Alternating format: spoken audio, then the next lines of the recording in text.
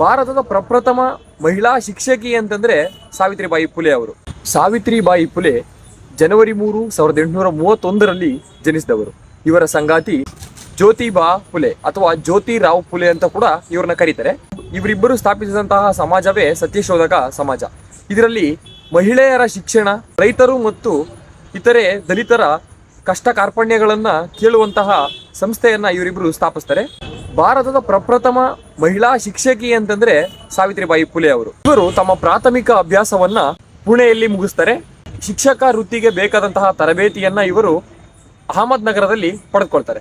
ಇವರು ಅತಿ ಹೆಚ್ಚು ಗುರುತಿಸಿಕೊಂಡಿದ್ದು ಮಹಿಳೆಯರ ಹಕ್ಕುಗಳು ಮತ್ತು ಮಹಿಳೆಯರ ಶಿಕ್ಷಣಕ್ಕಾಗಿ ಹೋರಾಡಿದಂತವರು ಸಾವಿತ್ರಿಬಾಯಿ ಫುಲೆ ಅವರು. ಪ್ರಮುಖ ಕೃತಿಗಳು ಕಾವ್ಯ ಫುಲೆ, ರತ್ನಾಕರ್, ಭವನ್ ಕಾಶಿ ಸುಬೋಧ್. ಸಾವಿತ್ರಿಬಾಯಿ ಫುಲೆ ಅವರು 9 ವರ್ಷ ಹಾಗೂ ಜ್ಯೋತಿರಾವ್ ಫುಲೆ ಅವರಿಗೆ ಕೇವಲ 13 ವರ್ಷದಲ್ಲಿ ವಿವಾಹವಾಗುತ್ತೆ.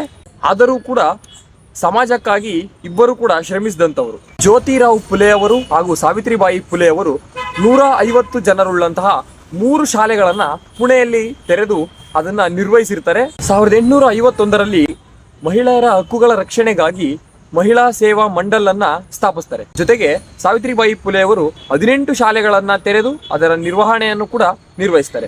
ಇಷ್ಟೆಲ್ಲ ಕಾರ್ಯ ಸಾಧನೆಯನ್ನ ಮಾಡಿದಂತಹ ಸಾವಿತ್ರಿಬಾಯಿ ಫುಲೆ ಅವರು 1897 ಮಾರ್ಚ್ 10ರಂದು ನಿಧನರಾಗ್ತಾರೆ.